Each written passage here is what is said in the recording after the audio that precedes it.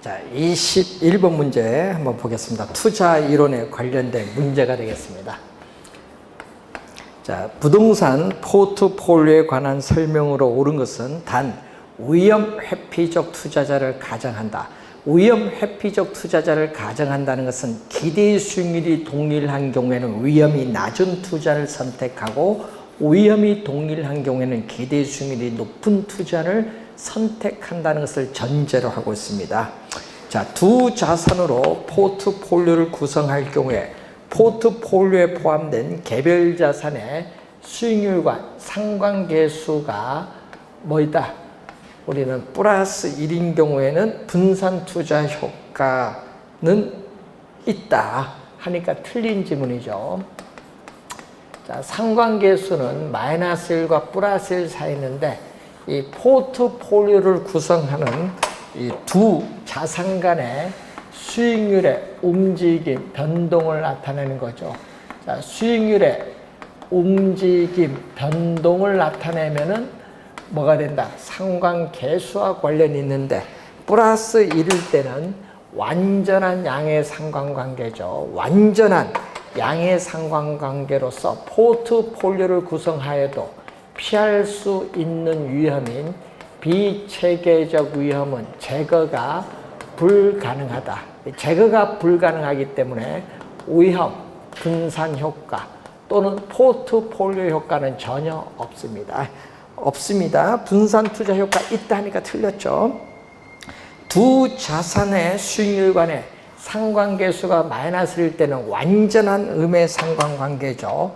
여기는 포트폴리오를 구성하는 자산의 구성 비율을 조정해 주면은 피할 수 있는 위험인 비체계적 위험을 0까지 줄일 수 있다. 이러면 총 위험이 아니라 비체계적 위험을 완전히 제거할 수 있습니다. 그래서 2번도 틀렸고 3번 투자자의 위험에 대한 태도를 나타내는 그래프는 무차별 곡선, 효율적 전선이 아니라 무차별 곡선을 말합니다. 자, 그래서 위험, 우리가 기대 수익률 평면에서 주어진 우리가 동일한 위험에서 최고의 기대 수익률을 나타내는 이 포트폴리오를 연결한 이 곡선을 효율적 우리가 프론티어 또는 효율적 전선이라고 하죠. 자, 밑에 있는 영역만 선택이 가능하고 투자자의 위험에 대한 태도를 나타내는 이 무차별 곡선이 나타나죠.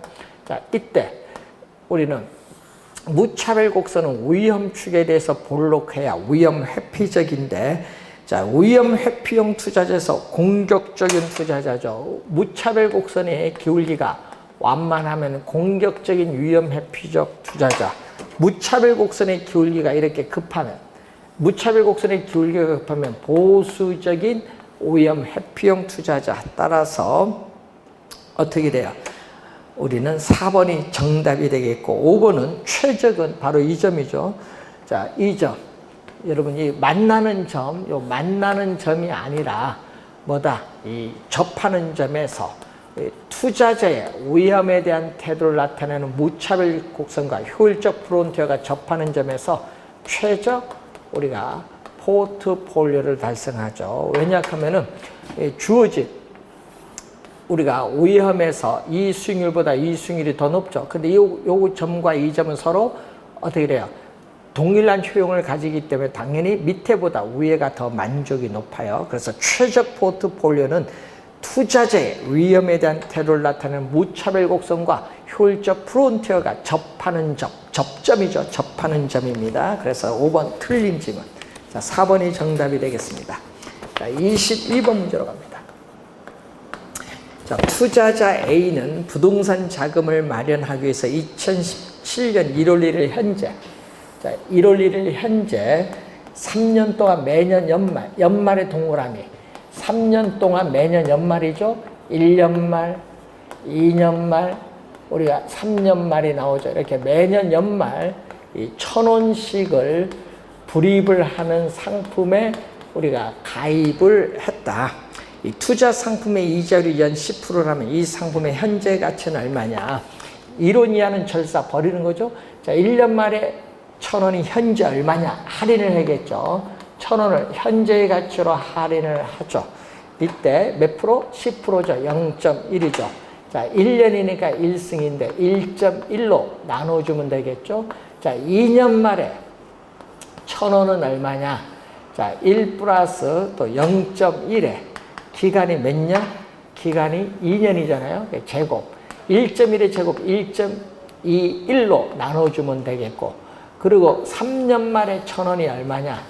3년 말에 1,000원은 얼마냐? 또 0.1인데 기간이 몇 년? 3년이니까 또 세제곱으로 나눠주죠. 1.1의 세제곱 1.331로 나눠줘서 요걸 다 더해주면은 우리가 구하고자 하는 값이 나오죠. 10원 이하는 절사 버리니까 2,400 80원이 나오죠.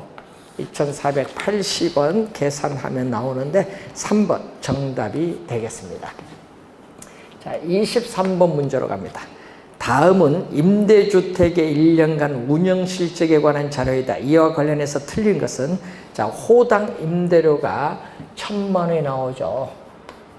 자, 호당 임대료가 1,000만 원에 우리가 40호가 나왔죠. 이 40호를 완전히 100% 완전히 임대됐을 때 얻을 수 있는 최대한의 임대료 수입인 가능 총소득이 4억 원이 나옵니다. 공실률은 몇 프로? 10%가 되겠죠. 자, 4억 원에 우리가 10%가 됩니다. 10%를 곱해줬더니 4천만 원이 되겠죠. 4천만 원을 공제를 해주면은 유효 총소득은 3억 6천만 원이 됩니다. 자, 3억 6천만 원이 유효 총소득. 1번은 맞죠? 자, 여기서 운영비용 1,600만 원을 빼죠. 자, 1,600만 원 운영비용. 운영비용은 영업경비입니다. 빼주면은 우리가 순 영업소득은 3억 4,400만 원이 순 영업소득. 2번도 맞고, 자, 거기다가 대출을 받았을 때 원리금 상환에 9,400만 원. 자, 9,400만 원을 빼줬더니 세전 현금 수지 또는 세전 현금 흐름은 2억. 우리가 5천만 원이 세전 현금 흐름이죠. 자, 여기서 소득세를 빼는데 영업에 따른 소득세인데, 자, 원리금 상환액. 자, 여러분이 여기 순영업소득 3억 우리가 4,400만 원에서, 자, 대체충당금은 세금 공제의 대상이 되지 않죠. 대체충당금 문제 지문 없으니까 제로고, 자, 여기다가 세금 공제의 대상이 되는 이자 지급액. 자, 이자 지급액 융자 이자가 얼마? 3,400만 원이 나오고, 또 부동산 자체 감가, 상각, 비용. 자, 감가, 우리가 상각 비용이 얼마가 나오냐 하면은 1,000만 원이 나와 있죠. 그러면 4,400만 원이죠. 요걸 빼주면은 이 과세 소득은 얼마? 3억 원. 네. 뭐를 곱해준다? 세율을 곱해주면 되겠죠. 세율. 자, 세율은 몇 프로? 우리가 30%를 곱해주면 되겠죠. 자, 30%인 0.3을 곱해주면은 우리가 소득세, 영업소득세가 9천만 원이 나오죠. 자, 영업소득세 9천만 원을 여기 넣어주면 되겠죠. 그래서 영업소득세 9천만 원을 넣어주면 됩니다. 4번 정답이죠. 1억 원이 아니라 9천만 원이고, 그러면 세후 현금 수지, 현금 흐름은 1억 6천만 원이 되는 내용이죠. 그래서 여러분이 이 영업의 현금 흐름 계산, 영업소득세 계산 공식을 이해하는지 여부를 묻는 문제인데, 시험에 또 매년 출제를 하고 있는 수식입니다. 꼭 기억을 해 두셔야 되겠습니다. 자, 24번 문제로 갑니다. 부동산 투자 분석 기법에 관한 설명으로 틀린 것. 자, 순현가의 개념. 거의 매년 출제하다시피 하는 개념이죠. 자, 순 현재 가치는 부동산 투자로부터 장래 예상되는 현금 유입에 있어서의 항상 투자의 판단은 현가죠. 현가에서 부동산 투자로부터 장래 예상되는 현금, 그러니까 유출에 있어서의 현가를 우리 차감한 것을 말하죠. 이걸 뺀 것을 순현가인데 항상 투자의 판단 시점은 현재 시점이라는 걸 염두에 두시고 이때 이 미래에 예상되는 현금 유입을 수입이고 미래에 예상되는 현금 유출은 비용이죠. 그래서 1번 수입 비용 현가의 차감입니다. 1번 맞고 2번 여러 투자 안에 투자의 우선순위를 결정할 때 순현가법과 내부 수익률법 중 어느 방법을 적용하냐에 따라서 투자의 우선순위는 달라질 수 있습니다.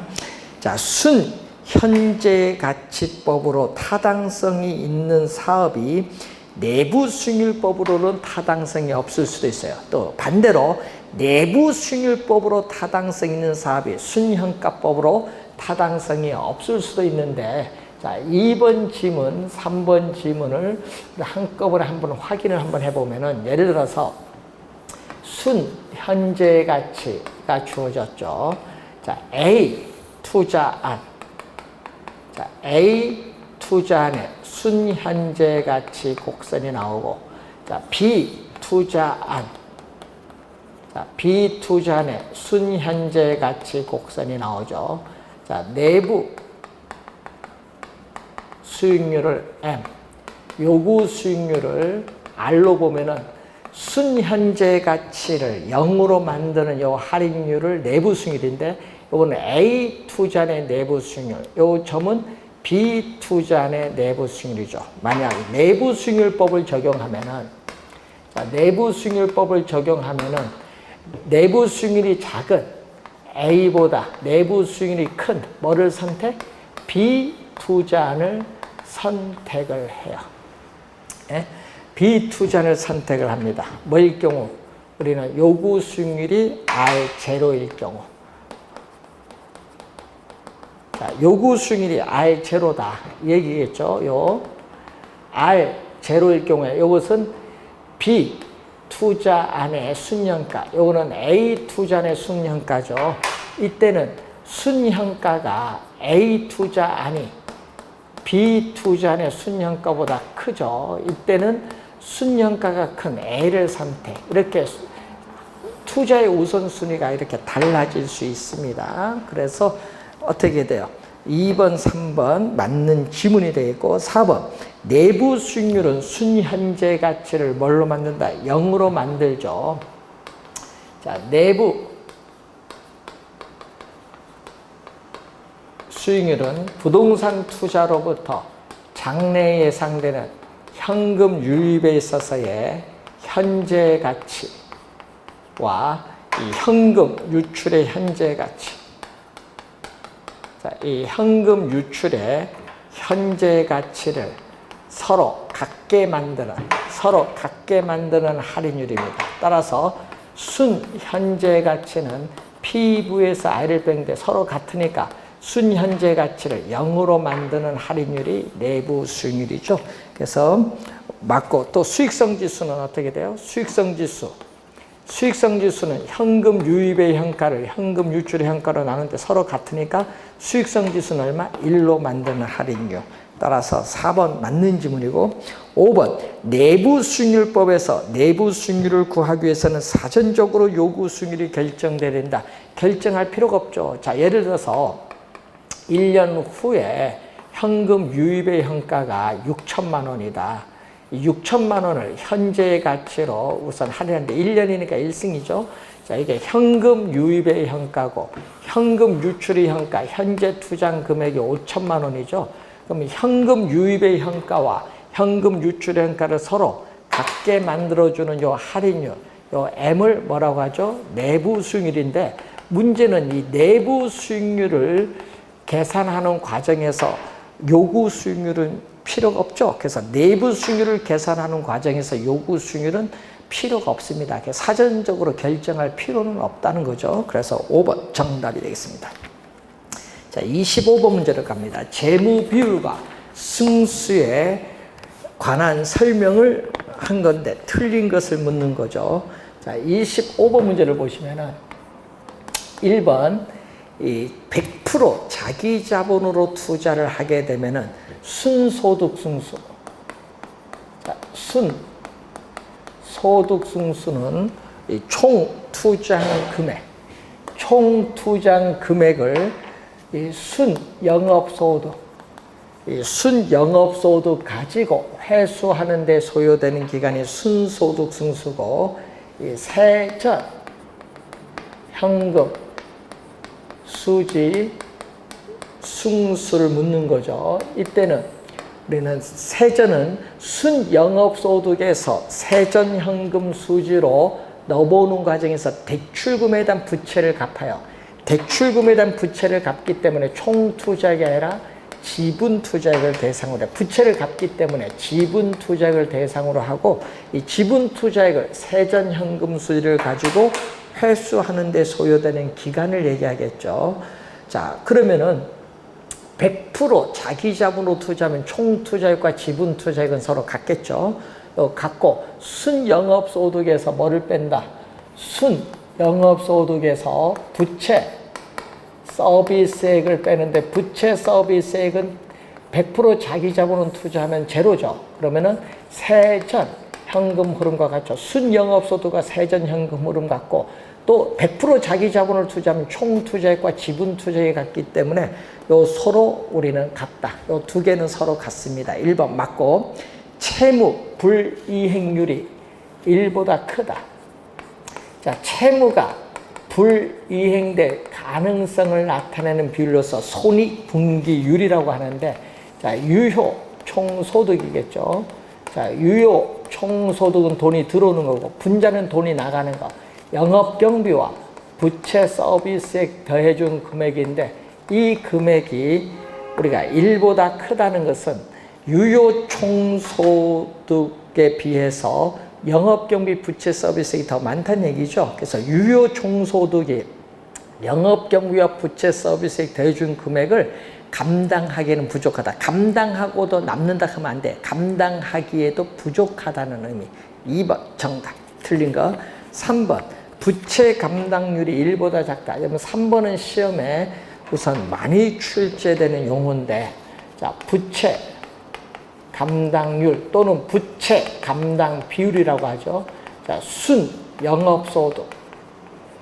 자, 순영업소득이 부채 서비스액의 몇 배가 되는가를 측정하는 지표를 말하는데, 이 비율이 1보다 작으면, 자, 1보다 작으면은 순영업소득이 부채 서비스에 감당하기에는 부족하다. 감당할 수 없다고 판단하죠. 맞는 지문이고.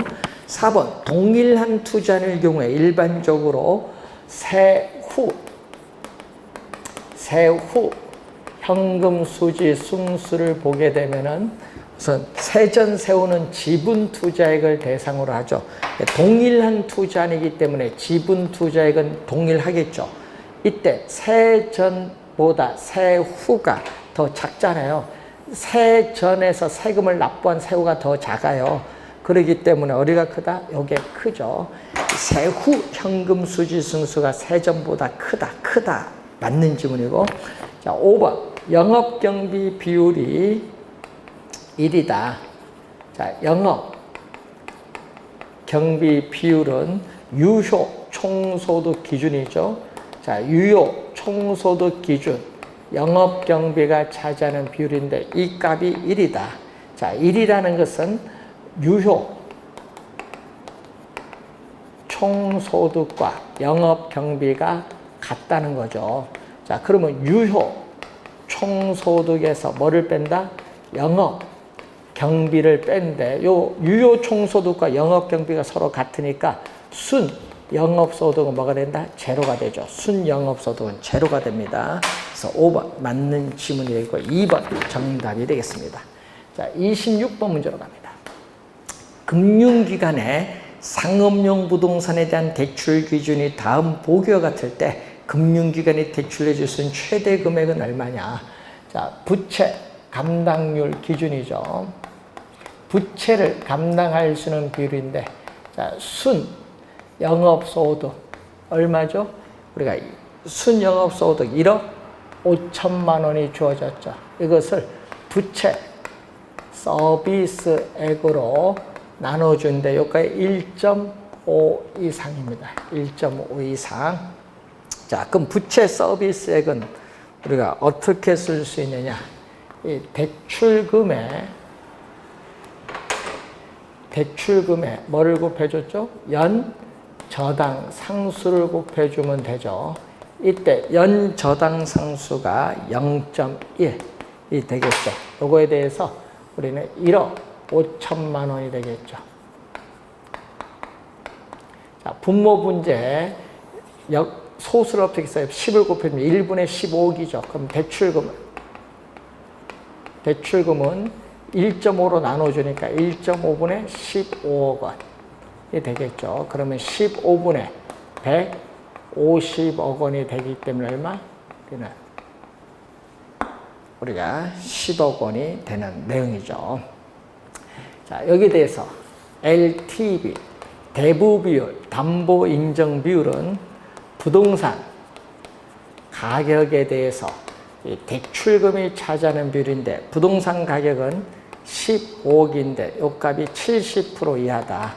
자, 그래서 대출금은 15억에 70%니까 10억 우리가 5천만 원이죠. 10억 5천만 원이 나오는데 이 두 가지 대출 승인 조건을 모두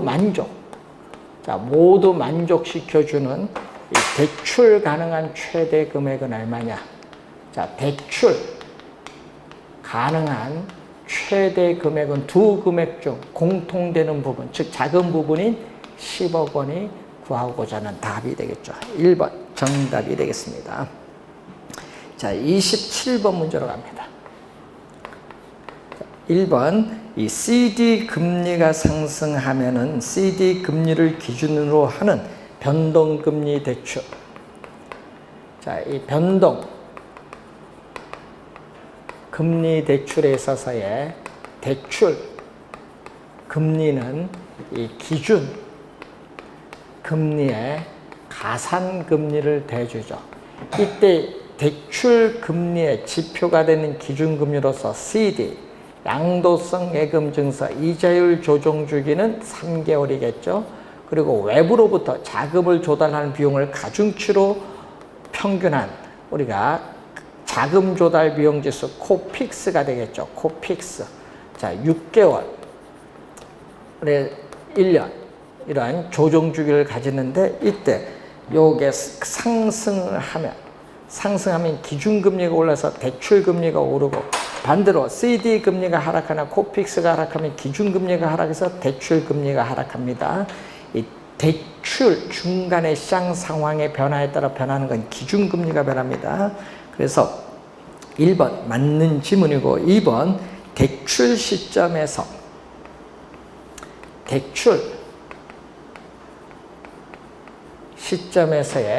초기 이자율, 대출 시점에서의 초기 이자율은 뭐가? 고정금리 대출. 이 고정금리 대출과 변동금리 대출을 비교하면 어디가 크다? 변동금리 대출보다 고정금리 대출이 크죠. 그러면 큰 이유는 이 대출 실행 시점부터 만기까지 미래에 예상되는 인플레이션을 반영을 해서 현재 대출 금리를 결정해야 되기 때문에 그렇다는 거죠. 자, 2번 맞고 3번 대출 금리가 고정 금리다. 자, 이 고정 금리 대출에 있어서 예상 인플레이션. 자, 예상 인플레이션보다 뭐가 더 높죠? 실제 인플레이션이 높죠. 자, 예상 인플레이션보다 실제 인플레이션이 더 높죠. 요게 우리가 차액, 여기 예를 들어서 1%인데 여기에 3%다. 그러면 2%만큼 예상하지 못한 인플레이션이 발생하죠. 자, 예상치 못한 인플레이션이 발생합니다. 자, 그러면요, 이 고정금리, 명목상의 금리는 변화가 없어요. 자, 명목상의 고정금리 자체는 불변인데 이 예상하지 못한 인플레이션에 인해서 실질 이자율, 실질 금리가 하락을 하면서 이 대출자인 금융기관은 채권자 입장이기 때문에 손해를 보고 주택 수요자인 이 차입자는 채무자의 입장이기 때문에 돈의 가치가 하락하면서 이익을 얻는 거죠. 3번 우리가 3번 정답이 되겠습니다. 4번 변동금리부 주택담보대출의 이자율. 이자율은 기준금리에 가상금리를 합하여 결정하는데 가상금리는 대출 실행 시점에 한번 정해지면 대출 중간에 변화가 없다. 이것을 가상금리를 마진이라고 하죠. 또는 오염 가중금리라고도 합니다. 자, 고정금리 대출에서 자, 5번 고정금리 대출에서 시장 이자율이 약정 이자율. 자, 약정 이자율은 대출 이자율입니다. 약정 이자율은 대출 이자율, 저당 이자율보다 낮아지면은 차입자는 손해를 보죠. 이렇게 되면은 차입자 자체는 손해를 보게 돼요. 손해를 보기 때문에 만기가 되기 전에 뭐 한다? 조기 상환을 하게 된다는 내용이죠. 자, 요거 낮은 경우 요거 벌써 2번 정답으로 물었다는 거 기억해 두시면서 정답은 3번이 정답이 되겠습니다. 자, 28번 문제 봅니다. 다음에 자료를 이용하여 1차 연도의 상환을 해를 원금 상환액으로 이제 구하는 건데, 자, 원리금 균등 상환 조건, 원리금 균등 상환 조건으로서 고정금리가 나오죠. 자, 그러면은 매년 원리금 상환액은, 자, 매년 원리금 상환액은 대출금이 얼마죠? 지금 우리가 담보부동산 가치는 2억 원인데 주택담보대출 인정비율이 50%니까 대출금은 1억이죠. 50%니까 2억에 50% 1억 원에다가 뭐를 곱해주죠? 저당 상수를 곱해주면 되죠. 자, 저당 상수는 0.11746이죠. 곱해주니까 얼마 나온다? 우리는 1174만 6천 원이 이렇게 나오겠죠. 자, 이때 1회차에 뭐를 먼저 구한다? 이자를 먼저 구하는데, 이자는 매 기간마다 미상환된 원금, 융자 잔고인데 처음에는 돈을 안 갚았기 때문에 대출금인 1억 원이죠. 1억 원에 우리가 이자율을 곱해주는데, 이자율은 몇 프로 지금? 거기에 저당상수에 보니까 10% 주어졌죠. 10%니까 1,000만 원이 이자입니다. 그럼 원금은 얼마냐? 원금 상환액은 이 원리금 상환액에서 이자 1,000만 원을 빼죠. 여기서 이걸 빼주니까 얼마? 174만 6천 원. 174만 6천 원이 정답이 되는데, 그래서 1번이 정답이 되겠습니다. 1번. 자, 29번 문제로 갑니다. 자, 부동산 금융에 관한 설명인데, 우리가 자기 자본을 조달하기 위한 금융이 지분금융이거든요. 그래서 조인트 벤처, 부동산 투자회사, 부동산 신디케이트, 부동산 펀드는 뭐를 위한 거? 이 배당 수익의 획득, 이 배당 수익의 획득을 목적으로 하는 우리가 지분금융 방식에 해당하는 거죠. 자, 2번은 이 저당금융, 신탁금융, 주택상환사채, 자산유동화증권, 부채, 주택저당증권 등은 이자 수익을 우리가 목적으로 하는 부채금융에 해당하죠. 이거는 이자를 받는 것을 목적으로 하는 우리가 부채금융 방식에 해당하는 것. 1번, 2번 맞는데, 자, 여러분 시험 문제에 26회, 최근에 28회, 29회 출제를 했었죠. 금융기관이 수취한 예금 등으로 주택담보대출을 제공하는 시장을 주택자금 공급에 아니라 대출시장이라고 하고, 투자자로부터 자금을 조달하여 주택자금 대출기관에 공급해주는 시장을 주택자금 공급시장이라고 하죠. 3번 정답이죠. 그래서 우리는 주택 수요자가 주택 저당 채권을 설정해서 우리가 어떻게 돼요? 우리 대출을 받죠. 이 금융기관, 이 주택 수요자와 금융기관 간에 이루어지는 이 시장을 1차 저당 시장으로서 바로 주택 자금 대출 시장이고, 자, 여기서 주택 저당 채권 집합물을 우리는 한국주택금융공사에 매각해서 MBS를 발행해서 우리는 투자자에게 매각을 하죠. 그래서 이 투자자로부터 자금을 조달해서 금융기관에 제공해주는 이 시장을 2차 저당 시장으로서 주택 자금 공급 시장이라고 하죠. 그래서 3번이 틀린 질문 정답이 되겠습니다. 4번 무주택 서민에게 주택 구입 자금을 대출해주는 경우는 주택 소비금융, 주택 건설업자의 공급자에게 건축 필요한 자금을 대출해주는 것은 주택 개발금융이라고 하죠. 우리나라에서 부동산 금융시장은 시장 원리보다는 이 정책 원리에서 작동되는 경우가 많습니다. 자, 30번 부동산 투자회사에 관한 설명으로 틀린 것. 자기관리 부동산 투자회사의 설립 자본금은 5억 원 이상으로 한다. 위탁관리 및 기업 구조조정 부동산 투자회사의 설립 자본금은 3억 원 이상으로 한다는 거. 1번 맞는 질문이고, 2번 자기관리 부동산 투자회사는 자산 운영 전문 인력을 포함한 임직원을 상근으로 두고 자산의 투자 운영을 직접 수행하는 회사로서 개념이죠. 한 4번 정도 출제했었죠. 잘 알아두시고, 영업인가를 받거나 등록을 한 날부터 6개월이 지난 자기관리 부동산 투자회사의 자본금은 70억 원 이상이 되어야 한다. 그런데 위탁관리 및 기업 구조조정 부동산 투자회사의 자본금은 각각 50억 원 이상이 돼야 된다. 3번은 최저 자본금입니다. 자기관리는 70억 원, 위탁관리 및 기업 구조조정 부동산은 50억 원. 틀렸죠? 3번 정답. 위탁관리 부동산 투자회사는 본점에 지점을 설치할 수 없으면 밑줄 직원을 고용하거나 상근임을 둘 수 없다의 밑줄 제11조 2에 나오죠. 자, 5번은 15조 1항이죠. 주식 분산 또는 1인당 주식 소유 한도죠. 주주 1인과 그 특별 관계자는 최저 자본금 준비 기간이 끝난 후에는 부동산 투자회사가 발행한 주식 총수의 100분의 50%를 초과하여 주식을 소유하지 못한다. 1인당 주식 소유 한도에 한계가 나와 있습니다. 주식 분산이죠. 맞는 질문이고요. 정답은 3번이 정답이 되겠습니다.